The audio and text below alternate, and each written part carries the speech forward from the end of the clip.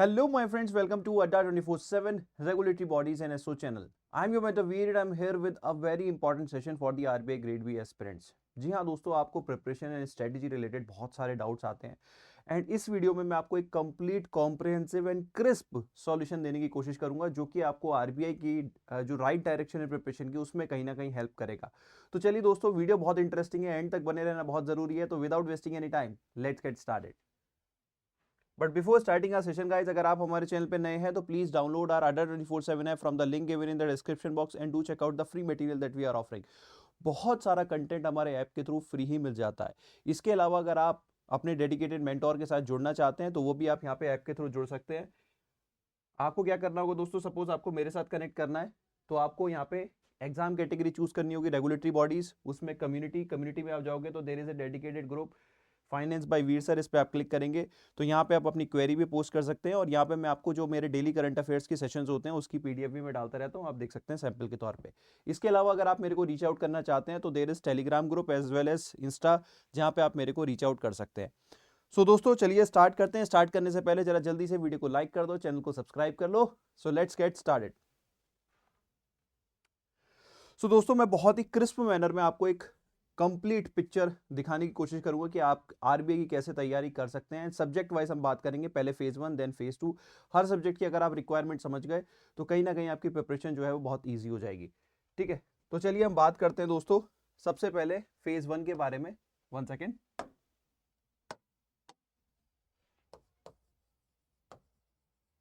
तो फेज 1 में देखो, 3 सब्जेक्ट के रिगार्डिंग आपको सेम ही अप्रोच रखनी पड़ेगी और वो तीनों अप्रोच क्या है, वो तीनों सब्जेक्ट्स कौन से हैं, वो है क्वांट, रीजनिंग एंड इंग्लिश।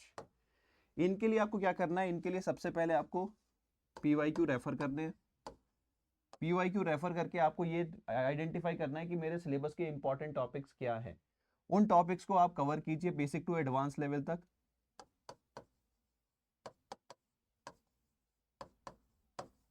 ठीक है, बेसिक टू एडवांस लेवल तक इन टॉपिक्स को प्रिपेयर कीजिए, इंडिविजुअली प्रैक्टिस कीजिए अच्छी इन टॉपिक्स की, and then go with the मॉक्स।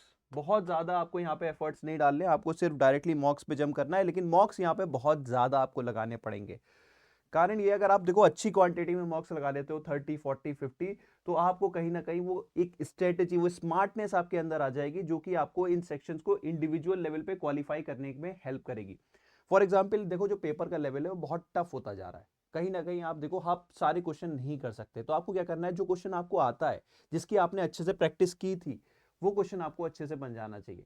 और पीवाईक्यू में कहीं ना कहीं अगर आप देखो, टॉपिक ऑलमोस्ट रिपीटेटिव वे में रहते ही हैं, बस थोड़ा सा क्वेश्चंस का लेवल चेंज हो जाता है, थोड़ा सा क्वेश्चंस की नंबर्स चेंज हो जाते हैं। तो आपको क्या करना है, पहले बेसिक लेवल पे तैयार कर लो और मॉक में आप ये सोचो कि सपोज क्वांट्स आपको 30 क्वेश्चंस करने हैं, तो 30 के 30 आप कर भी नहीं सकते लिमिटेड टाइम फ्रेम में। तो आपको वो 5 से 10 इजी क्वेश्चन आइडेंटिफाई करने हैं, easy to moderate question identify करने हैं, जो आप उस जो ड्यूरेशन है, जो सेक्शनल टाइमिंग है 25 मिनट्स, उसके अंदर कर सको। तो आपको ये स्मार्टनेस यहाँ पे लगानी है। Same with English, same with reasoning. क्योंकि देखो, रीजनिंग में एक चीज बहुत ज्यादा बच्चे गलतियां करते हैं, वो सिर्फ पजल्स की प्रैक्टिस करते रह जाते हैं। और आरबीआई के अंदर हो सकता है दोस्तों, आपको सपोज 4 या 5 या 6 पजल्स अगर दी गई हैं, सपोज, और हो सकता है देर इज अ पॉसिबिलिटी कि 6 पजल्स आ जाए। तो दोस्तों हमारे क्या होता है कि पजल्स अगर सारी की सारी ही डिफिकल्ट आ गई, एक तो पजल्स क्या होती है कि थोड़ा सा आपका टाइम ईट अप करती है, आपको एक पजल सॉल्व करने में कम से कम 5 से 10 मिनट लग जाते हैं। तो कई बार क्या होता है, मेरी जो, मैं अपनी इंडिविजुअल अप्रोच बोलूंगा दोस्तों, मैं अपनी अप्रोच ये रखता था अपने टाइम पे कि मैं पहले जो पजल छोड़ के बाकी क्वेश्चन होते थे, जो सिंगल एक क्वेश्चन है वो कहीं ना कहीं इस लेवल का होता है, वो इजी टू मॉडरेट लेवल का होता है, वो कभी भी बहुत डिफिकल्ट लेवल का नहीं होता, एक आधे क्वेश्चन को छोड़ के। ठीक है, तो वो क्वेश्चंस मैं पहले करने की कोशिश करता था। जैसे ही वो क्वेश्चन, मेरे 10 क्वेश्चन बने, अगर उसके बाद देखो 10 क्वेश्चन बन गए, 10 क्वेश्चन के बाद अगर मेरा एक पजल भी बन जाता है रिमेनिंग टाइम में, आपके पास 45 मिनट होंगे 60 क्वेश्चन के लिए, अगर एक पजल भी बन जाता है 15 मार्क्स, एक आप सीधा जंप लेंगे। और अगर किस्मत ने साथ दिया, 2 बन गए तो 20 क्वेश्चन। तो that would be a very very very good score in reasoning, जो कि आज की डेट में थोड़ा सा डिफिकल्ट हो गया है। ठीक है, तो आपको क्या करना होगा, आपको ये स्मार्टनेस यहाँ पे लानी होगी। आपको यहाँ पे पीवाईक्यू रेफर करो, टॉपिक्स को इंडिविजुअल लेवल पे प्रिपेयर करो, एंड देन मॉक्स जितने ज़्यादा लगा सकते हो, अपनी स्ट्रेटेजाई जितनी प्रिपेयर कर सकते हो, कितनी स्मार्टनेस अपने अंदर ला सकते हो, वो फिर यहाँ से आइडेंटिफाई करने की कोशिश करो। और डिफरेंट प्लेटफॉर्म्स के, मैं ये नहीं कहता एक ही प्लेटफॉर्म के मॉक्स लगाओ, डिफरेंट प्लेटफॉर्म्स के आप मॉक्स लगाओ, ठीक है। लेकिन अप्रोच ये रखना जो पीवाईक्यू में, पीवाईक्यू में जो टॉपिक्स हैं उनको बेस बना के फिर मॉक्स लगाना है, क्योंकि मॉक्स देखो क्या होता है, हर प्लेटफॉर्म अपनी इंडिविजुअलिटी लगाता है, लेकिन आरबीआई कहीं ना कहीं उसकी इंडिविजुअलिटी पीवाईक्यू होते हैं, तो आपको ये ध्यान में रखना होगा, ठीक है। So this would be my suggestion for QRE. मैं बहुत ज़्यादा इन टॉपिक्स पे और ज़्यादा खींचूंगा नहीं, क्योंकि आपके हमारे पास डेडिकेटेड मेंटोर्स भी हैं जो आपको गाइड करते रहते हैं, तो आप चाहो तो उनकी बात भी मान सकते हो, लेकिन मेरा सजेशन यहाँ पे ये रहेगा, क्योंकि मैं आपको क्रिस्प एंड कट सॉल्यूशन देने के लिए आया हूँ, ठीक है। बाद में नेक्स्ट टॉपिक पे आते हैं यार, फेज 1 के करंट अफेयर। तो मैं एक काम करूंगा, मैं फेज 1 के करंट अफेयर और फेज 2 के करंट अफेयर ना लेके करंट अफेयर के बारे में बात करूंगा, जो आपको फेज 1 में भी हेल्प करेंगे, फेज 2 में भी हेल्प करेंगे, ठीक है। ये चलिए सेक्शन वाइज ही चल लेते हैं, जब हम बात कर रहे हैं फेज 1 की। तो सबसे पहले जनरल अवेयरनेस। बहुत सारे बच्चे कंफ्यूज रहते हैं, general awareness, general awareness, general awareness क्या होता है, ठीक है। It's nothing but the current affairs. पिछले 5 से 6 महीने के जो करंट अफेयर रहे हैं, कभी कभी कुछ क्वेश्चन जो होते हैं वो 8, 9 और इवन 1 साल पुराने भी हो सकते हैं, 1-2 क्वेश्चन ऐसे हो सकते हैं, उसमें कोई सरप्राइज नहीं है। लेकिन हम ऑन एन एवरेज यही मानते हैं, पिछले 5 से 6 महीने के जो करंट अफेयर हैं, जो न्यूज़ हैं, वही हमारा पार्ट ऑफ जनरल अवेयरनेस है, ठीक है। मतलब अगर मैं 80 क्वेश्चन की बात करूँ, आपके 80 क्वेश्चन में से 75 question would be from these 5 to 6 months, ठीक है। अब सर इतने सारे मंथ्स की कवरेज, इट्स नॉट इजी, क्योंकि अब आरबीआई का जो लेवल है वो ऐसा नहीं रह गया कि वन लाइनर टाइप आप कोई भी करंट अफेयर की मैगजीन पढ़ोगे और आपका काम हो जाएगा। अब आपको यहाँ पे स्मार्टली प्रिपरेशन करनी होगी। तो मैं आपको देखो क्लियर कट सॉल्यूशन दूंगा, मैं कोई इधर राउंड द मतलब वो बॉल के अराउंड घूमते रहो, उससे कोई मतलब नहीं है। I will give you clear cut solution, ठीक है। आपको क्या करना है, आपको 2 सोर्सेस फॉलो करनी है, blindly 2 sources end to end follow करनी है। पहली है पीआईबी, मैं आपको अभी दिखाऊंगा, अभी पीआईबी वेबसाइट खोल के दोस्तों, ठीक है। दूसरी है आरबीआई वेबसाइट। अगर आप ये 2 वेबसाइट कर लेते हो तो that would be more than enough. लेकिन कहां से कर लेते हो, इनकी ओरिजिनल सोर्स से, इनकी ओरिजिनल सोर्स से। ऐसा नहीं करना कि यार मैं तो पीआईबी के लिए ये सेशन फॉलो कर रहा हूँ, वो सेशन फॉलो कर रहा हूँ, एंड टू एंड जब तक खुद से नहीं करोगे, क्योंकि मैंने यहाँ ना कोई न्यूज़पेपर सजेस्ट किया है, ना मैंने यहाँ पे कुछ और सजेस्ट किया है। अगर आप सिर्फ ये 2 सोर्सेज भी end to end original sources से फॉलो कर लेते हो तो that would be very good, आप काफ़ी अच्छा स्कोर ला सकते हो। क्या 80 में से 80 ले आओगे, ये असंभव है, दिस इज नॉट पॉसिबल। तो आप कितने ला सकते हो, you can easily score 35+, 40+, which is a very good score for phase 1। अगर हम देखें फेज 1 के पॉइंट ऑफ व्यू से ये बहुत ही ज़्यादा अच्छा स्कोर है, 45, 35, क्योंकि आप कट ऑफ देखो जो लास्ट ईयर की थी वो थी 54 मार्क्स।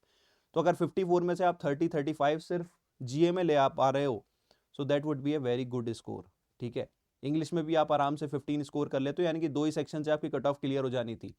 तो मैं अनरियलिस्टिक बातें करता ही नहीं हूं, मैं वो अप्रोच बताता हूं जो कि आपकी रियलिस्टिक हो और जो आप कर सकते हो। तो ये 2 सोर्सेज हैं, चलिए इन दोनों सोर्सेज को मैं आपको दिखा देता हूं। तो दोस्तों पहले हम चलते हैं पीआईबी भी, क्योंकि बहुत सारे नए बच्चे होते हैं उन्हें पीआईबी के बारे में पता नहीं होता, तो हम पीआईबी की वेबसाइट पे चलते हैं सबसे पहले।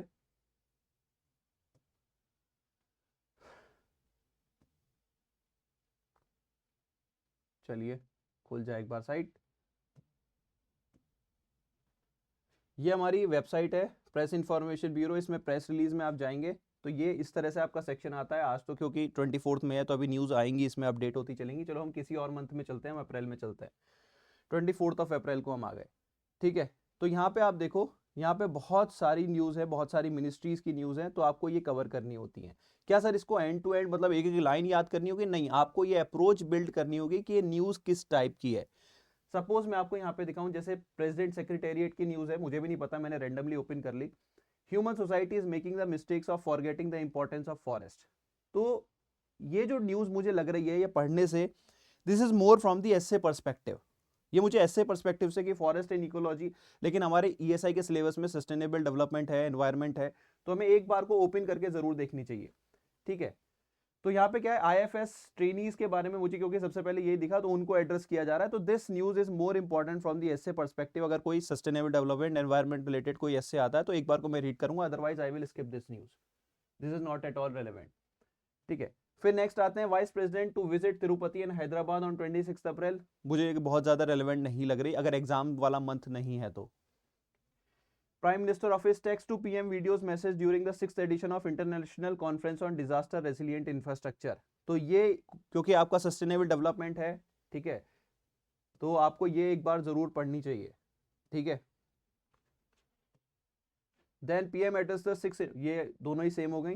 Then ministry of coal annual grade declaration of seam of coal and lignite mines, ये हमारे लिए इंपॉर्टेंट नहीं है, ठीक है। Then ministry of communication TRAI releases recommendation on telecommunication infrastructure sharing, spectrum sharing and, तो एक बार को आप देख सकते हो ट्राई क्या है, ट्राई के बारे में पता होना चाहिए, ठीक है।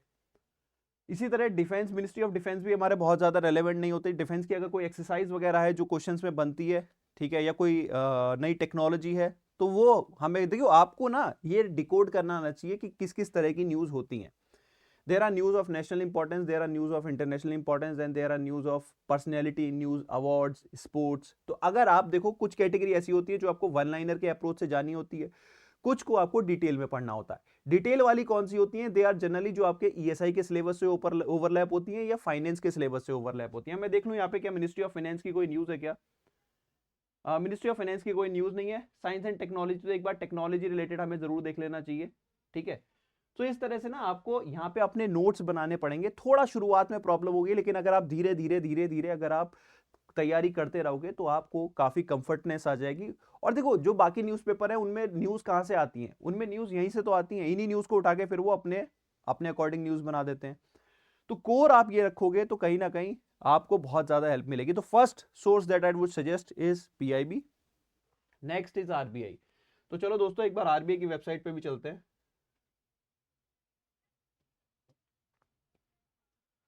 ओह मैंने रेप कर दिया, आई एम सॉरी। आरबीआई, तो आरबीआई की वेबसाइट पे देखो आपको दो सेक्शंस करने हैं दोस्तों, क्लियरली दो सेक्शंस में यहाँ पे बोलूंगा। एक तो है नोटिफिकेशन सेक्शन, जिसपे ये जितने भी नोटिफिकेशंस आते हैं वो आपको करने होंगे, ठीक है। इसमें सर्कुलर्स भी इनकॉर्पोरेट हो जाते हैं, डायरेक्शंस भी हो जाती हैं, सब कुछ इनकॉर्पोरेट हो जाता है इसमें। इसके अलावा आपको एक आपका 1 सेकेंड, पब्लिकेशंस में जो आपकी एनुअल रिपोर्ट आती हैं वो आपको करनी होगी। हाफ ईयरली रिपोर्ट्स में भी कुछ इंपॉर्टेंट जो एग्जाम से जस्ट पहले आई हैं वो आपको करनी होगी, ठीक है। बाकी क्वार्टरली, बाई मंथली, ऐसी अगर कोई कोई एक बहुत ही इंपॉर्टेंट मतलब कोई अगर रिपोर्ट एग्जाम से जस्ट पहले आई है तो एक बार तो देखनी पड़ेगी, ठीक है। Speeches and media interaction, speeches जो होती हैं वो डिस्क्रिप्टिव पॉइंट ऑफ व्यू से हो, तो अगर आपके पास टाइम है तो जो स्पीच आपके सिलेबस से ओवरलैप होती हुई, जैसे मैं एग्जाम्पल देता हूँ, यहाँ पे एक स्पीच थी अभी, आई होप ये ओपन हो जाए, 1 सेकेंड गाइस। हाँ ये रहा, charting A course of prosperity the importance of financial literacy. तो फाइनेंशियल लिटरेसी, बिकॉज हमारे यहाँ सिलेबस में फाइनेंशियल इंक्लूजन है जिसके लिए फाइनेंशियल लिटरेसी इंपॉर्टेंट है, तो यहाँ पे आप वो पॉइंट पढ़ सकते हो, ठीक है। Embracing meaningful assurance for sustainable growth of NBFC sector. तो ये एनबीएफसी से रिलेटेड आपको एक डिस्क्रिप्टिव परव्यू यहाँ पे मिलेगा, क्योंकि एनबीएफसी भी हमारे सिलेबस में है। The crucial role of assurance function in urban cooperative bank. तो अर्बन कोऑपरेटिव बैंक्स, एक बार मतलब अगर आपको देखना है ये जो सेक्शन है they are not from the objective point of view वो, लेकिन आपको थोड़ा सा फॉर्डर जरूर प्रोवाइड करेंगे फॉर द डिस्क्रिप्टिव राइटिंग। तो डिस्क्रिप्टिव राइटिंग के पॉइंट ऑफ व्यू से ये जो स्पीच जो आपके सिलेबस से ओवरलैप होती हो, हर स्पीच करने की जरूरत नहीं है, जो आपके सिलेबस से ओवरलैप करती हो उन पे शॉर्ट नोट्स आप बना सकते हो, ठीक है। देन इसके बाद अगर हम बात करें प्रेस रिलीज, ये जो सेक्शन है इसमें देखो कभी कभी क्या होती है, इंपॉर्टेंट न्यूज आती हैं। अगर मैं आपको बात करूं reserve money for the weekend, ये हमें नहीं करना। फॉरेन एक्सचेंज टर्नओवर, ये हमें नहीं करना, केवल लास्ट वीक वाला करना होगा, ठीक है। 608th meet of central board of reserve bank of India नहीं करना। जो हमारे ऑक्शनिंग होती रहती है, ठीक है, वो ऑक्शनिंग के रिलेटेड जितनी भी न्यूज है वो हमें नहीं करनी। लेकिन कभी कभी इसके बीच में क्या होता है, कुछ इंपॉर्टेंट न्यूज आ जाती है, जैसे आरबीआई बुलेटिन मई 2024, इसको एक बार रीड कर लेना चाहिए, ठीक है। और मैं देखता हूं कि कभी कभी इनके बीच में एक ऐसी न्यूज होती है जो हमें कवर कर लेनी चाहिए, ठीक है, क्योंकि ये ज्यादातर मतलब यहाँ पे बहुत ज्यादा इंपॉर्टेंट नहीं होते। जैसे आरबीआई ने कोई इनिशिएटिव लिया, कोई ऐप लॉन्च किया सपोज, तो वो कहाँ होगा, वो हमें यहाँ पे मिल जाएगा, ठीक है। तो प्रेस रिलीज में, या फिर आपका जो लेटेस्ट मंथ होगा एग्जाम वाला, एग्जाम से जस्ट एक मंथ पहला वाला, तो उसमें हमें कि किसी बैंक पे आरबीआई ने पेनल्टी लगाई है क्या, पेनल्टी लगाई है, किस वजह से लगाई है, तो वो उस तरह की न्यूज़ इंपॉर्टेंट हो जाती है। ये सेक्शन अभी के लिए तो इंपॉर्टेंट नहीं है, लेकिन एग्जाम से 1 महीना पहले और 1.5 महीने पहले वाला ये सेक्शन अगर आप कर लोगे तो दैट वुड बी ऑल। ठीक है, आपका फाइनेंस सेक्शन बहुत ज़्यादा कवर हो जाएगा। ठीक है, तो ये आपकी मैंने सोर्सेज बताई दोस्तों, PIB and RBI website. In 2 sources से क्या आप 80 में से 80 स्कोर कर लोगे? नहीं, मैं क्लियरली बोल रहा हूं नहीं, और उतना स्कोर करने की जरूरत भी नहीं है। ठीक है, आपको कितना स्कोर करने की जरूरत है? करंट ट्रेंड को देखते हुए। लेकिन क्या होता है, कई बार क्या होता है कि बच्चे जो है वो मानते नहीं है, तो आप क्या कर सकते हो, इन 2 सोर्सेज के साथ एक कोई भी एक मार्केट में कोई भी एक मैगजीन, कोई नाम मत पूछना मेरे से, कोई भी एक मैगजीन आप एडिशन के तौर पे यूज कर सकते हो, ताकि आपकी कोई न्यूज सपोज क्रॉस चेक में मिस तो नहीं हो रही, जस्ट उसके पर्पज से। तो अगर आप ये दोनों कोर वेबसाइट पहले फॉलो कर रहे हो, उसके बाद जस्ट एक कर्सरी लुक के लिए एक मैगजीन भी यूज करते हो, तो दैट वुड बी हेल्पफुल। इसके अलावा कुछ रिपोर्ट्स होती हैं। अब आप सोचो स्कीम्स कहाँ पे आती हैं? पीआईबी वेबसाइट में। तो स्कीम्स को थोड़ा सा अलग से प्रिपेयर करना पड़ेगा, क्योंकि वो फेज 2 में भी काम आती है, और यही 2 रिसोर्सेज जो है वो आपके फेज 2 में भी काम आएगी। बस फाइनेंस के पेपर में मैं एक चीज और ऐड कराऊंगा, थोड़े से सेबी सर्कुलर्स। वैसे ये ज्यादा इंपॉर्टेंट नहीं है, ठीक है, चाहो तो स्किप भी कर सकते हो, बट एक आधा क्वेश्चन यहां से आ सकता है, कभी कभी आया है। तो 1-2 महीने के सेबी सर्कुलर्स फेज 2 के लिए एड ऑन करूंगा। तो ये तो था फेज 1 का। अगर हम फेज 2 का भी मैं यहीं पे कवर अप कर लेता हूं दोस्तों। आप देखो, जो स्कीम्स इन न्यूज रहती है वो कहां पे होती हैं? वो पीआईबी पे होती हैं। तो आपको पीआईबी का बेस रखना होगा फेज 2 के लिए, जो स्कीम्स प्रिपेयर करनी होती है। रिपोर्ट्स आपको एडिशनली प्रिपेयर करनी पड़ेंगी। ठीक है, तो इससे आपका ईएसआई सेक्शन कवर हो जाएगा। Trust me, schemes from PIB website and reports and indices, ज्यादातर रिपोर्ट्स एंड इंडाइसेस पीआईबी पे भी मिल जाते हैं। तो अगर आप देखो, इससे आपका ईएसआई का 50 मार्क्स का ऑब्जेक्टिव कवर हो जाएगा। देन फाइनेंस पे आते हैं। फाइनेंस में अगर हम देखें, RBI website plays a major role. इसके अलावा एक मैगजीन जो आप कर रहे होंगे, जिसमें banking and finance current affair आप करोगे, उससे आपका फेज 2 फाइनेंस करंट अफेयर हो जाएगा। ठीक है, डिस्क्रिप्टिव पॉइंट ऑफ व्यू से आपको सिलेबस को अच्छे से प्रिपेयर करना होगा, जो मैं अभी बात करने वाला हूं। तो यहां पे मैंने देखो दोस्तों, करंट अफेयर की होलिस्टिक कवरेज के बारे में बात कर ली है। अब कितने मंथ्स का करें? फेज 1 के लिए एटलीस्ट 4 to 5 मंथ्स, और जब आपका फेज 2 होती है, तो उसमें वो जो एडिशनल 1 मंथ होता है, that will make it to 5 to 6 months in totality of current affairs. That would be good coverage. ठीक है, so that is all about current affair guys. इसके अलावा भी आपकी क्वेरीज बहुत सारी रहेंगी, तो कमेंट सेक्शन ओपन है, मुझे पता है कि आपकी क्वेरीज रहनी है, तो कमेंट सेक्शन ओपन है, डू लेट मी नो। अब आ जाते हैं ईएसआई पे, फेज 2 पे आते हैं। Phase 2 descriptive writing. ठीक है, फेज 2 डिस्क्रिप्टिव राइटिंग, 3 क्वेश्चंस आते हैं, आपको पता होना चाहिए। एक होता है एस्से, एक होता है प्रेसी राइटिंग, एक होता है रीडिंग कॉम्प्रीहेंशन। ठीक है, तीनों पे टाइप करना है। एस्से के लिए सब बहुत कंफ्यूज रहते हो, लेकिन आप देखो ईएसआई का इतना सारा करंट अफेयर कर रहे हो, इतना सारा डिस्क्रिप्टिव राइटिंग कर रहे हो, ठीक है, फाइनेंस का कर रहे हो, तो आपकी कहीं ना कहीं ऐसे राइटिंग ऑलरेडी तैयार चल रही है। बस एग्जाम से पहले थोड़े से जो लेटेस्ट टॉपिक्स आपको लगते हो, ठीक है, जो फाइनेंस ओरिएंटेड हो, करंट अफेयर ओरिएंटेड हो, टेक्नोलॉजी ओरिएंटेड हो, सोशल इशू ओरिएंटेड हो, तो वो आप थोड़े से सर्च करो, थोड़ा सा प्रिपेयर करो। That would be all. क्या पता कोई टॉपिक डायरेक्टली मिल जाए, तो आपको यहाँ पे सोचना नहीं पड़ेगा। ठीक है, प्रेसी राइटिंग की आप एग्जाम से पहले एटलीस्ट 5 से 10 प्रेसी लिख के प्रैक्टिस कर लेना, उनको टाइटल कैसे अच्छे से दिया जा सकता है, प्रैक्टिस कर लेना, दैट वुड बी गुड। ठीक है, रीडिंग कॉम्प्रिहेंशन की आपको मुझे नहीं लगता कि प्रैक्टिस की जरूरत है, क्योंकि पैसेज आएगा, उसे अपने आंसर में, अपने वर्डिंग्स में एक आंसर में लिखना होगा। तो we have a dedicated mentor जो आपको इनको कैसे इंप्रूव करना है वो आपको बता देंगे, बट मैंने क्रिस्प में शॉर्ट मैनर में आपको आइडिया दे दिया कि किस तरह से इसकी तैयारी हो सकती है। इसकी इवन फेज 1 के बाद भी हो सकती है। ठीक है, बहुत सारे बच्चे फेज 1 के बाद करते हैं, लेकिन अगर आप अभी के लिए भी करना चाहते हो तो कर सकते हो, कोई बुरी बात नहीं है, और एडवांटेज ही रहेगा। देन आते हैं हमारे एफएम पे। एफएम की रिक्वायरमेंट समझो, इट इज 75% स्टैटिक। और करंट अफेयर के लिए मुझे क्या करना है? करंट अफेयर के लिए मुझे आरबीआई वेबसाइट फॉलो करनी है, आरबीआई वेबसाइट। ठीक है, from descriptive point of view as well as objective point of view, plus banking and finance current affair that are in news. ठीक है, और स्टैटिक पोर्शन के लिए एक अच्छी सी सोर्स आपको फॉलो करनी है। ठीक है, स्टैटिक क्योंकि यहाँ पे मेजॉरिटी है मैनेजमेंट, तो एक अच्छी सोर्स फॉलो करो। ठीक है, अब वो सोर्स के रिगार्डिंग मैंने ऑलरेडी वीडियो बनाया हुआ है, तो यहाँ पे मैं डिस्कस नहीं करूंगा। चाहो तो आप मेरे कोर्स में भी एनरोल कर सकते हो। मैंने फेज 2 का डायरेक्टली एक हमारा कोर्स भी है, मैं अभी आपको हमारी ऑफरिंग दिखा दूंगा, तो उसमें भी आप चेकआउट कर सकते हो। ईएसआई के साथ केस जो है वो थोड़ा सा उल्टा है। It is 80% current affair and 20% static, और वो स्टैटिक भी जो है वो डिस्क्रिप्टिव राइटिंग के पॉइंट ऑफ व्यू से आपको प्रिपेयर करना होता है। डिस्क्रिप्टिव राइटिंग में वो हेल्प करता है। तो 80% करंट अफेयर में अगर हम बात करें 50 मार्क्स का, तो ऑलमोस्ट ऑब्जेक्टिव ही हो जाता है। 50 ही मान के चलिए, 49 48 इस मार्क इस तरह से आ रहा है, तो हम 50 ही मान के चलेंगे, ठीक है। और इसमें 50 मार्क्स में क्या आता है? PIB, schemes, reports and indices. तो ये सोर्स मैं आपके साथ डिस्कस कर चुका हूँ, ठीक है, पिछली वीडियो में, मतलब पिछली स्लाइड पे, नॉट वीडियो में। तो ये आपका कवर है। डिस्क्रिप्टिव राइटिंग के पॉइंट ऑफ व्यू से आपको थोड़ी सी प्रैक्टिस करनी पड़ेगी। यहाँ पे आपको थोड़ा सा एनालिटिकल जो चीजें चल रही हैं वो डिफरेंट डायमेंशंस पे आपको सोचना पड़ेगा, ठीक है। और उसमें आपको कहीं ना कहीं स्टैटिक भी हेल्प करेगा। तो आपको जो डिस्क्रिप्टिव राइटिंग होता है वो आपका थोड़ा सा यहाँ पे रिक्वायरमेंट, मेहनत मांगता है, ठीक है।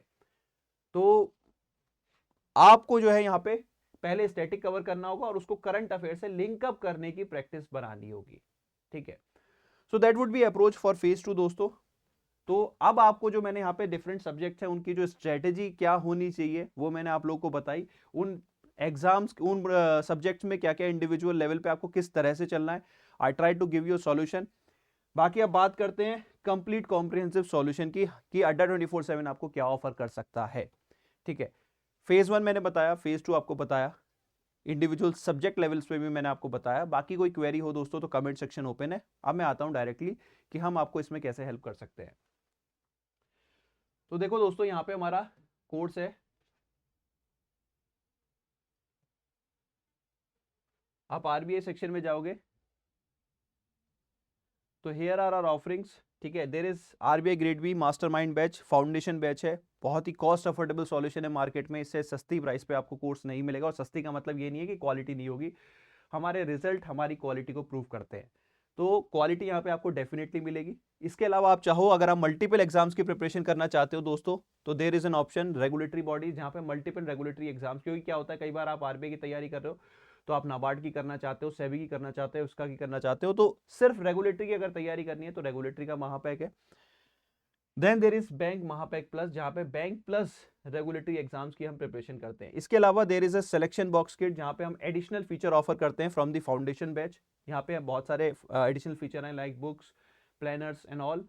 यहाँ पे आपको एक डेडिकेटेड मेंटर भी असाइन किया जाता है for your doubts and all, तो वो चीजें यहाँ पे आपकी होती हैं। तो फीचर्स में डिफरेंस है, अगर आप चाहो तो चेकआउट कर सको, लेकिन फीचर के साथ साथ थोड़ा सा प्राइस में भी डिफरेंस है। मेरा पर्सनल सजेशन रहता है कि अगर आप रेगुलेटरी एग्जाम्स की तैयारी कर रहे हो तो गो विद द रेगुलेटरी का महापैक, और अगर आपको बैंक एग्जाम्स की भी तैयारी करनी है तो go with the bank Mahapack plus. इसके साथ साथ आप कोड कौन सा यूज कर सकते हो फॉर मैक्सिमम डिस्काउंट, वो है आपका Y581। और इसको कहां से यूज करना है? इसको यूज करना है ऐप्स पे। ऐप पे कोड यूज करोगे प्लस कॉइन यूज करोगे तो आपको फर्दर डिस्काउंट मिलेगा, मैक्सिमम डिस्काउंट मिलेगा। So don't waste your money, invest it in the right direction, in the right course, and free directions के लिए आप हमारे साथ यूट्यूब पे जुड़े रहिए। इसी तरह की वीडियो हम लेके आते रहेंगे, तो जल्दी से चैनल को सब्सक्राइब कर लो, वीडियो को लाइक कर दो, नहीं किए तो कर दो, जल्दी से वो लाइक का बटन दबा दो, और अपने दोस्तों के साथ शेयर करो जो भी बैंक एग्जाम्स या रेगुलेटरी एग्जाम्स की प्रिपरेशन करना चाहते हैं। सो इसी के साथ दोस्तों मिलते हैं छोटे से ब्रेक के बाद। Bye bye, take care, have fun.